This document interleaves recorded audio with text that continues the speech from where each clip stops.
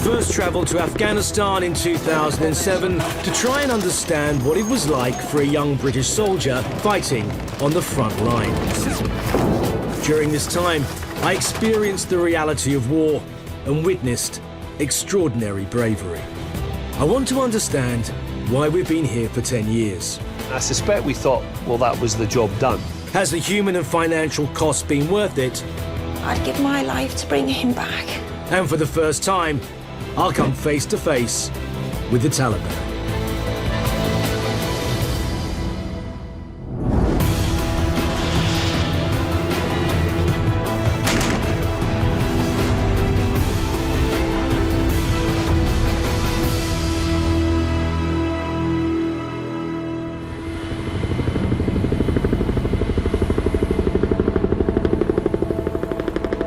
Whenever I pass through Camp Bastion, I always come to the memorial here to pay my respects. But each time I do, the roll of honour grows longer. When I was last here, on Herrick 9, a young Royal Marine called Travis Macking tragically lost his life to an IED while we were on the ground with 4-5 Commando Victor Company. He was the 139th member of the British Armed Forces to lay down his life.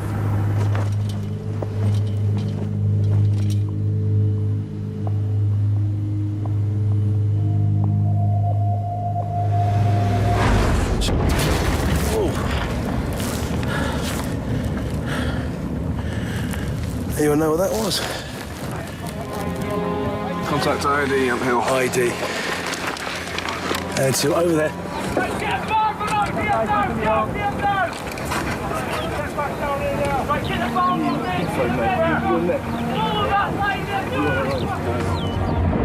The moment I heard it was an IED strike, my heart sank. In that split second, 22-year-old Marine Travis Macking lost his life.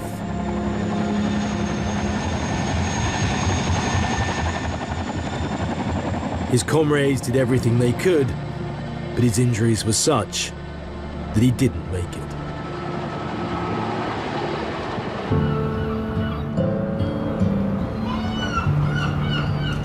It's been nearly 3 years since that tragic day, and I've come to Plymouth to meet up with the Macking family. Yeah, this is my favourite picture. And I No, thought that's not Kajaki. I don't know where that is, actually. And he's got that beard that he grew, didn't he? Oh, yes. Yeah. It's Berry. Yeah. It's just this little bits and pieces mounted, really. So he's got his green beret. Yeah. He's got his Fairbairn sights, his Commander His dagger. medals, yeah, and his watch. Belt. Yeah.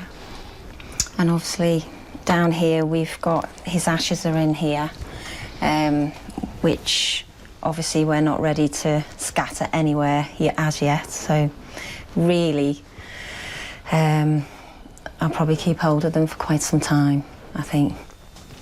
And his little candle we light every night. Do you? Him. Yeah. My boys have been my life. They're close, aren't they? Particularly the two eldest, The two eldest, yeah. Because there was only 17 months between them two. Yeah. And it is hard.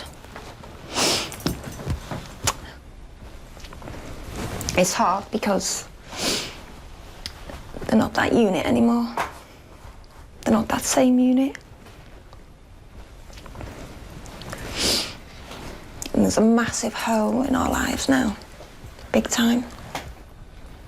And the thing I think about as well is what actually, you know, the time of the explosion, you know, I think about wondering how he was feeling at the time. You know, was he actually aware of what's going on? Was he thinking about family? You know, we will never know. You still haven't said goodbye to him, have you, really? No, and I'll never, ever say goodbye to him. I can't get past the fact that for what he's lost, it's not what I've lost. It's what he's lost. Because he's 22 and he's lost his life. You know, and he's never bought his own home, he's never married, never had children, never experienced the normal things that people, you know, do in a normal family life. And I think sometimes the way I feel is You know, I'd give my life to bring him back, for him to live his. Just have a good time and do the things he enjoyed, because he did live life to the full himself. That's how I feel. I'll never, ever say goodbye to him. And I wasn't with him, you know, when he died. That's hard from a mother's perspective. That's enough of that. Come here. Anyway. That's enough of that. Travis has two brothers, Milo and Corbin. Corbin was also in the armed forces, serving with 1 rifles. Corbin, you were actually in Afghanistan at the time that Travis was killed. How did you find out? I just come back from patrol. My sergeant major said to me, "The OC wants to speak to you." As soon as he said that, I knew it. The lads' faces in my tent that was with me looked at me and they knew it was bad. I remember it, you know, as clear as day. He said to me, he goes, "Rotherham Mackin, there's no easy way I can say this. Your brother's been killed by an IED in Kajaki. Now what?" You know, how could this happen when I found IEDs on my patrols, other lads have found IEDs on their patrols? How can this happen? But yeah, I just remember tears just streaming down my face and that just acting as anyone would that has just lost their brother. Did you go back to Afghanistan? No. I didn't feel I was in the right place, because I knew if I went out there, it would have been for only one reason. You'd have gone back and you wanted to take revenge? Yep. Are you angry about what happened to your brother and the sacrifices that have been made by other people that went to Afghanistan with you? I'm angry for every life lost, and if we pull out without making any progress, what about them? You know, with injuries they've gained, what was that for? And how do you feel, Debbie? Do you think that, you know, if British troops eventually leave Afghanistan and the basic way of life for most of the people that live in Afghanistan hasn't been improved by the sacrifices made, how will you feel about that?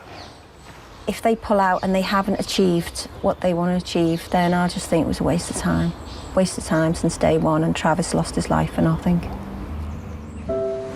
The pain this family continues to endure is a stark reminder of the reality of war. Travis's dad, Bernie, like many grieving parents, has strong opinions on the UK's commitment to Afghanistan. It would appear that we are slowly withdrawing from Afghanistan. The combat troops are now going to be pulled out before 2015. How does that make you feel about the sacrifice that your family has undergone? And in my opinion, they should stay there until the job's done. I know that people will disagree with me, but I would like, you know, my son to be part of a successful mission. And then I can turn around and say, they went in there, it took them over 10 years to sort it out, but it's sorted now, and it's better for the Afghan people as well. You think about Trav every day? Every day, yeah. Wherever I go, I've got a little photograph, which I keep in my pocket. He was a massive personality in the family. He's got more friends than the Pope. Honestly, I can't believe how many friends he's got, and he's missed dearly by everybody. It's 2 years, over 2 years now, since Travis lost his life. Do you think it's ever going to get better with time? No. You get people that they've been wonderful. People have been wonderful to our family, and so supportive and caring. But people do move on, but the family doesn't. The family doesn't move on. I've cried so much. You know, I must have filled an Olympic swimming pool with my tears, because I still, you know, can't believe he's gone. Can't believe he's gone from his family. I mean, how did you initially feel when you found out that both Corbin and Travis were both going out on the same Herrick? And maybe I looked at this the wrong way, but I always had this in the back of my mind, and nothing would happen to my boys. To me, they were supermen. I used to contact Trevor all the time and say, make sure you look after your little brother, you know. All the time I said, make sure you look after your little brother. And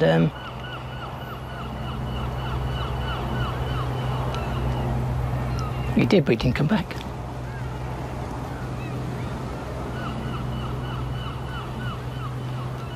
Today's been a very emotional day. I defy anyone to meet a family like the Mackens and not be affected by it. 2 years on after Travis's death, it's as raw for them as it was the first day they were told that he'd been killed. Combat troops will leave Afghanistan at the beginning of 2015. Eventually, British troops will withdraw altogether. The politicians will be able to draw a line under Afghanistan and move on to something else. However, for the Mackenses and other hundreds of families like them, that war will never, ever be ended.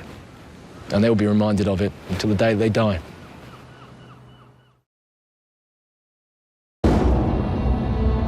At the end of 2014, British combat troops will leave Afghanistan. I've come back to find out if the last 10 years of sacrifice have been worth it. This is Kabul, the capital of Afghanistan. Empires have fought over it for centuries because of its strategic location. Though you'd never know it by this busy market, last month was a bloody one even by Afghan standards. 5 suicide bombers attacked the Intercontinental Hotel, killing 15 others. Jan Mohammed Khan, an advisor to President Karzai, and the mayor of Kandahar were both assassinated by suicide bombers. The president's own half-brother, Wali Karzai, was assassinated by his bodyguard. He, bear in mind, was one of the most powerful men in Afghanistan. And just as we arrived here, the coalition suffered its biggest loss to date, when a Special Forces helicopter was shot down, killing 7 Afghans and 31 Americans, some of whom were members of the Navy SEAL Team 6, the elite unit that killed Osama bin Laden.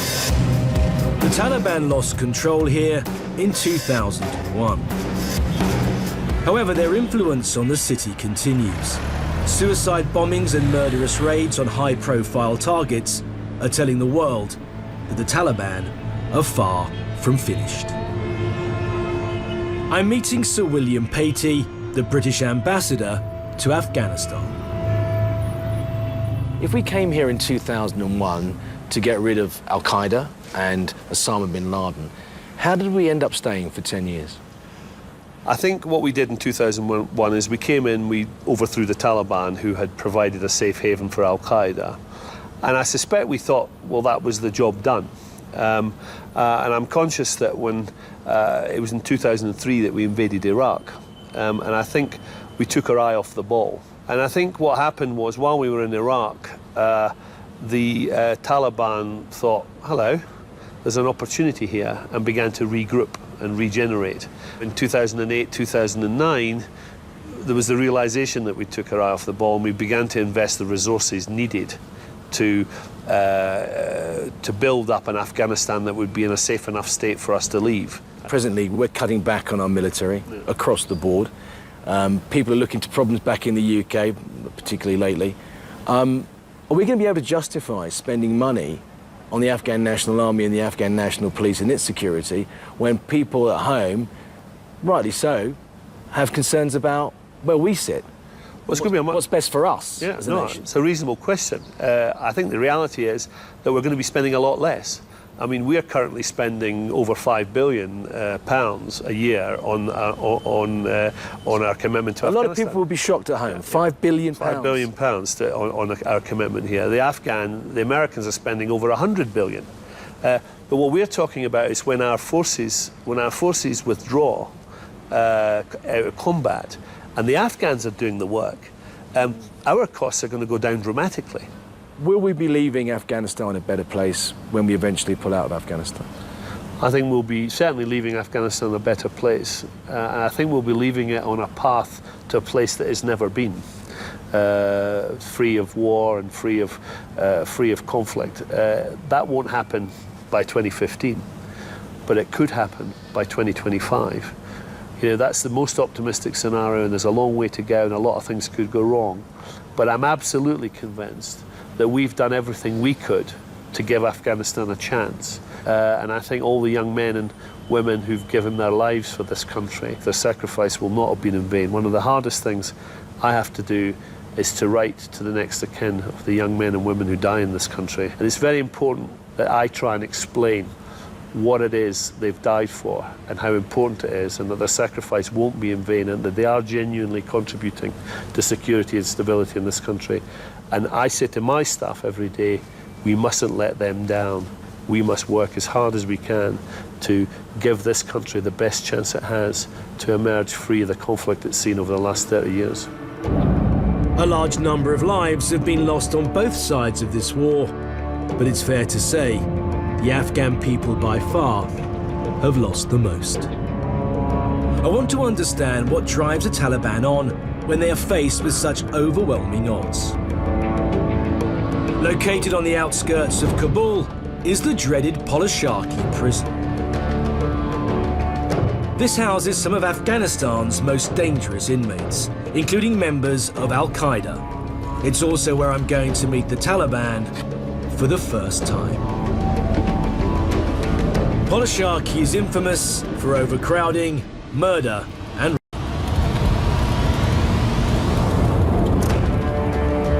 it's alleged that during the communist era, 27,000 political prisoners were tortured and murdered here. More recently, the Taliban have organized terror cells from behind its bars. The new Governor General Bazoudi was appointed to bring order to this prison that is heavily overcrowded with 6,000 inmates. This is just a small example of the drugs that come into Polishaki. They're being brought in for use by the inmates, is that correct? خب بسیار خوب گفتن نمیتونیم که کار خوب به خاطر که هنوزم وجود داره، ولی ما کوشش میکنیم که به عزمی کوشش میکنیم که جلو وزیر بگیریم. متاسفانه که نه تنها ایرم کسایی که مثلا پیوازهای فامیل اعضای فامیل بعض از منسوبین ما هم Did the Taliban take drugs? خدا نشان بدن که مردمای بسیاری چی هستن و اکثریتشان از این مواد استفاده نمیکنن. اکثریت میخوان که حیثیت رهبری را داشته باشن و مردم از اونا پیروی. And does that happen? Do they recruit inside this prison? Do they get people to come on side? به صفت رئیس مابس پلچرخی او خینا تا ماش میدادن برای مردم 5000 افغان. هر کسی که نو میامد خود از اونا بگو محاکمه داشتن، با یک کس حکم اعدام میگفتن. محاکمه چیز داشتن، یک گروه نه منکر میگن چی میگن. اگر کتشان میامد 5000 ماش می، اگر نمیرفت امرشان در گروه باز یک چیزی را بانه میکرد، بازو را میگیره با امرشی باز دو را میزدشانه. So basically this is electrical cabling that's been split open, so it's got very sharp edges to it. I can't imagine what it must be like to have the full force of a man hitting you with that. Corruption and intimidation is still a major problem. In April 2011, around 500 prisoners escaped from a Kandahar prison, many of them Taliban. Security forces have said they could only have escaped with help from the inside. So which bit of the prison is this? این بلاک اول ماسته بگو. اشتیم شعبه که. سلام علیکم. دگروال چه باقی خان قماندان بلاک اول است بگو. And what kind of prisoners are in the block one? متاسفانه با قسمی که پیشتر شما گفتین که ما در بلاکای ما تحت ترمیم است، جای کافی نداریم. فعلا تمام کاتگوری محبوسین در اینجا هست. How many in a cell? در یک اتاق از 8 تا 10 نفر می باشد. And how big are the cells? نه اتاقش طول ارزش 3 در 4 است. 4 meters by 3 meters, and you get 8 men in there, very confined. در بلاک 612 نفر، ما تو بلاک دوم ما 2050 نفر دارم امروز. The authorities had granted us permission to film in the cells, but at short notice, the governor refuses us entry. In an unstable country where the rules change daily, this comes as little surprise. Nobody's allowed to film inside the blocks, and nobody's allowed to film inside. Right. After lengthy negotiations, we come to a compromise. The governor allows us to speak to the Taliban prisoner in a secure compound. You remember the Taliban, is that correct? Oh, Taliban. So how did you end up here? ما باندې دا ستا مخالفت د حکومت کړی د حکومت سره جنګېدلی او د غټ قومندان په لوګر کې خو ما باندې ثبوت یې پیدا کړی نه ده.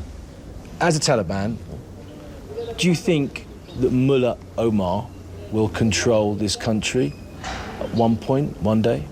ولې نه استعداد یې ما لري او کولی شم چې یو ډېر اکثریت چې موږ ته څومره معلومات ده د ده طرفدار خلک دي د ده باندې راضي خلک دي نو بالکل کولی شي. Don't you think a lot of people, particularly in places like Kabul, are too westernized now that they'll never accept extreme Sharia law and go back to things like swift justice? نیسی وجه وجه دا چې دا ملک اسلامي ملک ده دی کې به د اسلام قانون چلیږي او که دا چې دوی کومه خبره کوي چې تراس صلاح کېږده او موږ ته قانون ومنه دا ته تسلیمېدل وایي نو هغه به هغه چاته دا ویل کېږي چې هغه ډېر کمزوري اوس طالبان کمزوري نه دي یقیني ډېر په زور کې دي ورځ په ورځ تاسو ته د لږ معلومیږي ضرور کېږي. Where is their strength? Do you think because they're not going anywhere, or because do you think they have the backing of the majority of the people? دې کې دوه خبرې دي یو دا ده چې دوی خو که جنګېږي نو په عقیده باندې جنګېږي دې کې شک نشته ملي اردو کې جنګېږي هغه شاید د تنخوا لپاره به جنګېږي او بله مسله موږ ته خپله معلومېږي اوس مثلا د لوګر ولایت ده نور او بل عام خلک اوس طالبان سره ولاړ دي وجه یې همدا ده چې سخت په تنګ سوي دي دې خلکو مجبور دي. Haven't the Afghan people suffered enough? What about the suicide bombers and the IEDs? دې کې شک نشته دا خو طالبان هم دا مینونه هم شخي ځانمرګي بریدونه هم کوي خو جنگ ده نو جنگ کې طبعا دا شیاني. After 4.5 years of coming out here and seeing young men die on the battlefield and lots of Afghan nationals die, it was quite odd for me to come face to face with the Taliban and the people who are responsible for killing lots of young men that I've met. They have time on their side, they're not going anywhere. They're dedicated. I think they have a point that, you know, members of the Afghan National Army are there because they're paid rather than because they're fighting for a cause. After spending such a short time with the Taliban, it's difficult to come to any definite conclusions. However, their beliefs, commitment and their faith are such that I believe they will never give up the fight. Afghanistan has changed dramatically since the Taliban lost power here in 2001. The days when women would be punished or even abused for walking on their own are long gone. However, the lurking fear that the Taliban could return is ever present. Habib, a local journalist, gives me an insight into the feelings of the people of Kabul. I'm especially worried about my three sisters. I have three young sisters. I was planning to go abroad and study, but I changed my plans as soon as I heard the 2014 deadline, because I remember what happened to women during the first Civil War era in the 90s. I can tell you a story. I was very young at the time, and I was playing with a bunch of kids in my neighbor's house, and suddenly a group of militias broke into our neighbor's house, and they handcuffed him and put him in a room, and then they brought his young daughter and his wife, and they gang raped them, and they forced him to watch it. And the next morning, before dawn, he left the neighborhood without taking anything with him. He took his family, only his family with him, and we never heard from him back. And later, somebody told us that his daughter committed suicide. But who knows, maybe his father has killed her, because that happens a lot. After a girl is raped, she's either killed by her brother or by her father. But aren't people, they've had so long now without the Taliban, without total Sharia law, people have all got cars, mobile phones, computers, access to the internet. Music, I mean, that would be outlawed if the Taliban controlled this country again. Do you really think that young people will allow that to happen? Well, I don't think that most of the new generation of Afghans will stay in the country. They will definitely flee to either to the neighboring countries, or they will illegally go to Europe and the United States. So the country will be empty again, like the 90s, late 90s under the Taliban. If the Americans leave here, if ISAF leave this country, to the Taliban, how will you feel? Will you feel that they've let you down? That they didn't fulfill the promises that they made? Totally. They will leave us to the mercy of a bunch of brutal, cruel fundamentalists that we know what they're capable of. If Afghanistan become unstable and insecure again, it will definitely become a safe haven for the terrorists again. And again, our soil and country will be used as a base against other countries.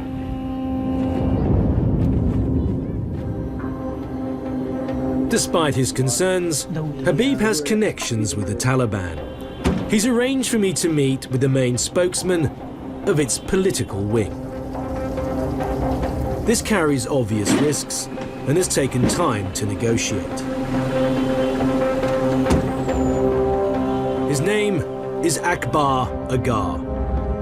He's an ex-Mujahideen fighter, a prominent Taliban commander. He served time in Polishaki prison for kidnapping 3 members of the UN.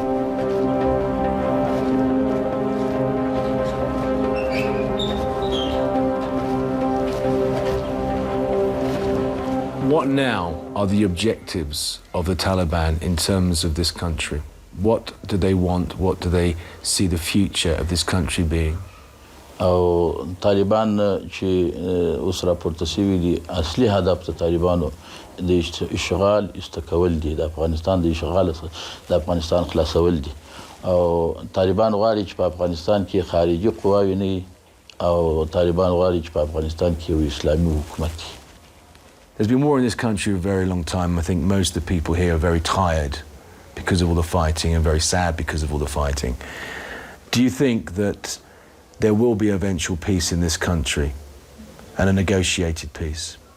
دا به حتما راځي که طالبان راغلي دي او که نور څوک راغلي دي هغه د ملت په ملاتړ باندې راغلي دي ملاتړ کړي دي.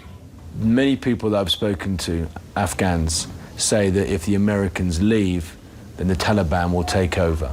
په دې کې شک نشته. طالبان یو پاکه ډله ده. مخکې په افغانستان کې چې 2 کاله حکومت کړی دي دغه حکومت ته خلک ډېر راضي دي. امنیت یې درلودي په ملک کې امنیت یې ساتلی و د ملک غلا او زنا ناروا حرام دا شیان ټوله د منځه وړي وه نو خلک ښه خاطرې د طالبانو سره لري کېدلی شي دا کار به وشي. And will it go back to being the same regime, even though people have got used to now, the schooling of women and the changing of certain areas of dress? Women are now in the army and the police. Will those things happen under the Taliban regime, or will it go back to the way it was?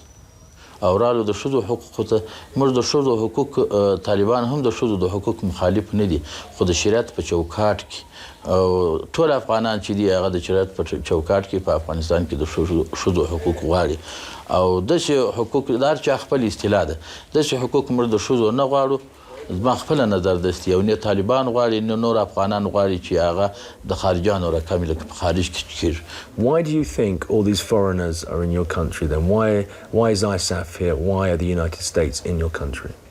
چې دونی موضوع نه و د افغانستان چې هغه امریکایان راله دلته او هاون تلفات چې په امریکا کې رسولي او د ونې په سواو تلفات په افغانستان کې ورسېدی او نور به هم راځي ملک در بدر سو ټوک ټوک سو نو زه فکر کوم چې زما په فکر باندې دا به د دوی راتګ دا زه خپل نه قانوني بولم او نه د افغانستان دپاره فایده بولم بلکې د افغانستان په ضرر بولم طالبان د افغانستان خلک دي او خارجان نه دي او طالبانو کې اکثر هغه خلک دي چې د افغانستان په جبهو کې مجاهدین وو افغانستان نیولې دي د زندانونو د خلکو د تکلیفو د ظلمو خلک خلاص کړي دي د افغانستان خلک او نه پردي خلک دي نه بل څوک دي د افغانستان خلک دي په مدارسو کې تعلیمونه کړي دي په مدرسو کې تعلیم کړي دي او اسلامي تعلیم یې کړي دي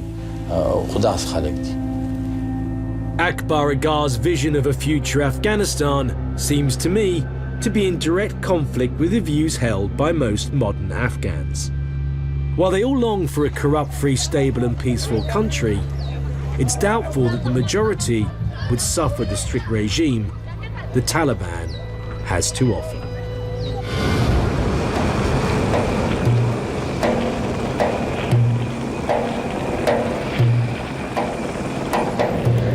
ISAF combat troops will leave Afghanistan by the end of 2014.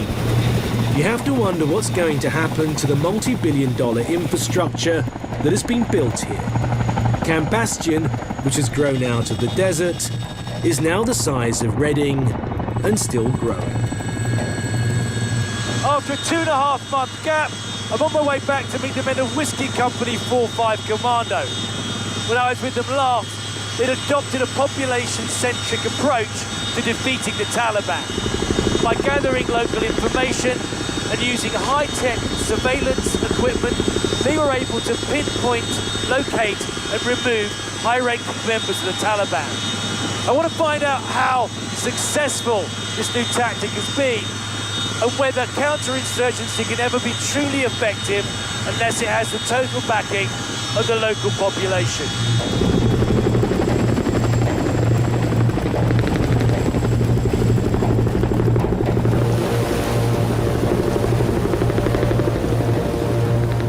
Whiskey Company are coming to the end of their 6-month tour in Nad Ali's south.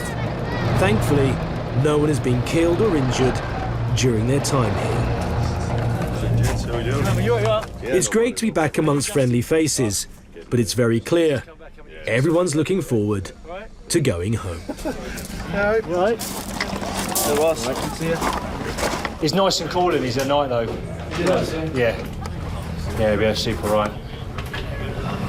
So get your kit off, get sorted, and then as in get your kit off the wagon rather than get your kit off. The village of Zargan Calais is testament to the success of Whiskey's time here. It's now a relatively secure area, and its school is at long last being rebuilt. This is a school, or what's left of it, at Zargan Calais. It's been destroyed twice, blown up by the Taliban twice. The meeting that occurred today, the Shura, has hopefully secured the fact that this will now be built with government money and it will be demolished, what's left of it, with ISAF money.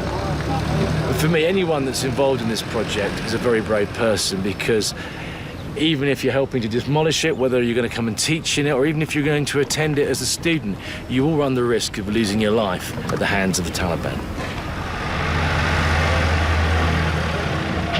Head teacher, another teacher here, yeah? These are very brave men to come back and teach at this school in view that the Taliban may come back and stop the school from operating again.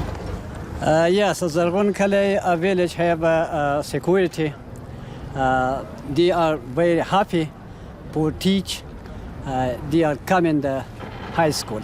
تیر کال موږ مکتب شروع کړی او څلور کاله مخکې یو معلم به د ځمکه باندې وویشتل شو دلته تقریبا ساعه کې دوه نفره موټرسایکل والا راغله یو معلم یې دلته وویشتی ځای په ځای دوه موټرسایکل والا ولاړل څلور کاله مخکې.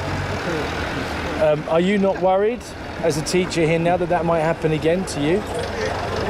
نه اوس په امنیت برابر دی نه حساب قواوي شاوخوا پرتې دي هلته خو هېڅ شی هم نه و هلته نه پولیس و نه حساب نه بل څه و څوک هر څوک تله وراتله تلی وراتلی شوی. What does he think about the Taliban wanting to destroy education for young people? د دې دپاره چې طالبان په افغانستان کې غواړي چې دوی د اجنبیانو مزدوران دي او د خپل بادارانو لپاره یې کار کړی وي هغه غواړي چې دغه ملک بنیاد خراب کړي معرف د ملک بنیاد دی نو د دې لپاره چې د ملک بنیاد خراب شي بیا ټول ملک ورانیږي که د ملک بنیاد خراب نه وي بیا ملک نه ورانیږي د هغوی مطلب دا دی چې هغه بنیاد د ملک باید خراب شي. If Afghanistan is to have any chance of a secure future, then investing in the education of its young people must be a priority. The efforts of Whiskey Company, led by Major Paul Maynard, to stabilise, secure and help rebuild local communities has been largely successful. However, just 4 kilometres away, the war rages on. We're walking around here now. I mean, this is a counter-insurgency success story, isn't it? This particular area is, yeah. It's not a done deal yet. It's not irreversible. But certainly all the signs are positive. And this is the result of many years' worth of sacrifice and effort.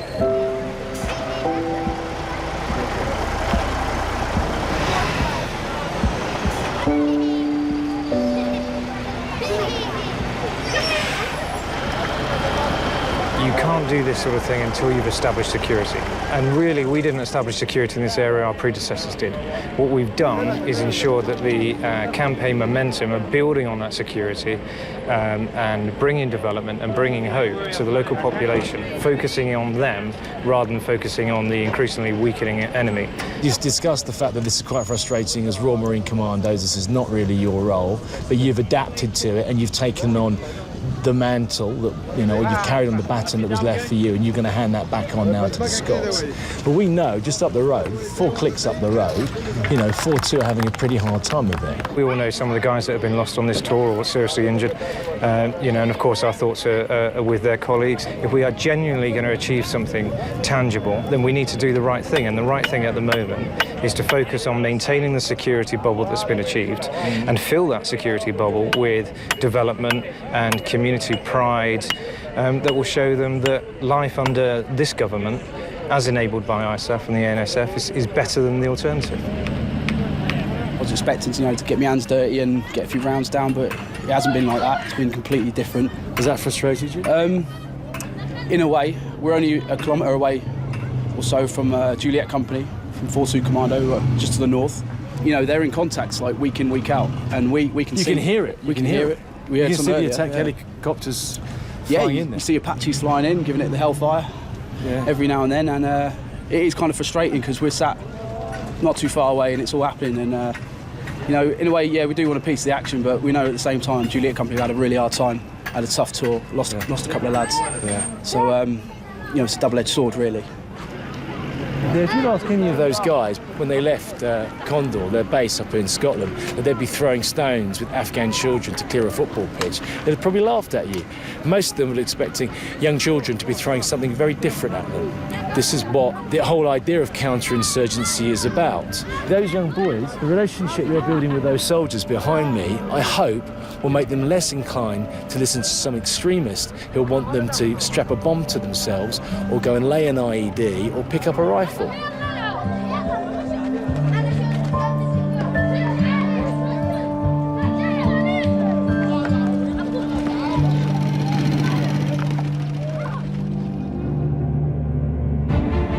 The devastating war in Afghanistan has been ongoing for the last decade. I first came here in 2007. I wanted to find out what it was like for a young British soldier fighting on the front line in a 21st century war. We're now fixing bayonets. We're actually going to get involved now. It's hard to explain the first time I came under enemy fire. What's that? That's fucking... George! But each and every time it happened, one thing's for sure, it's terrifying. Fight! Get down, get down! Ross! Stay on the track! The heart-stopping moments. Enemy! Running for your life. The bravery of the troops. These moments never leave you. It's the most exciting morning I've had in a very fucking long time, I can assure you of that. The lighter moments of war are heightened, as are the darker times. I'll never, ever say goodbye to him. I said I don't want to meddle, I just want you, Chris. To make sure you come home. But it's not.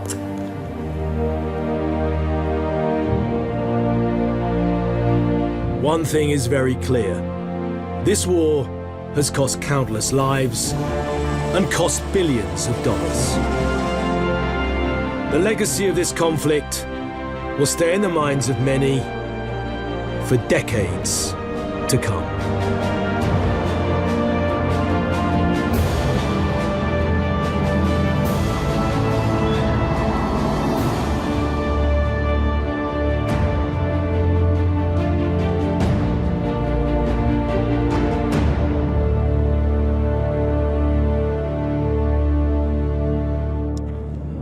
Many reasons have been given why after 10 years the British soldiers are still fighting here in Afghanistan. They range from defeating al-Qaeda to preventing the Taliban from taking power to the stabilization and reconstruction of a country in ruins after years of conflict.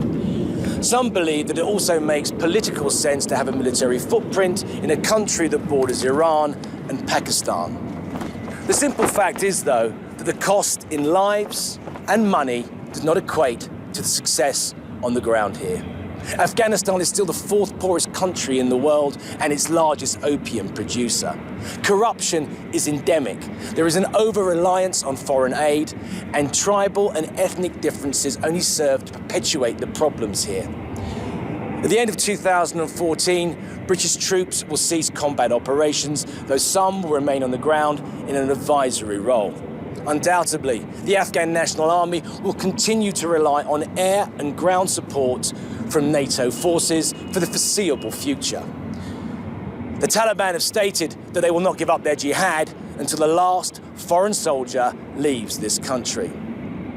I believe that if there is ever to be some kind of peace or stability in this country, that it will only be brought about through a political solution, and that will require the involvement not only of Afghanistan's neighbours, but its tribal elders, the Taliban themselves, and most importantly, the will of its people. In the years that I've been coming out here, one thing has remained continuous, and that has been the professionalism, the courage, and the tenacity of the British soldier. I only hope that in years to come, the sacrifices made by them and their families will not be forgotten.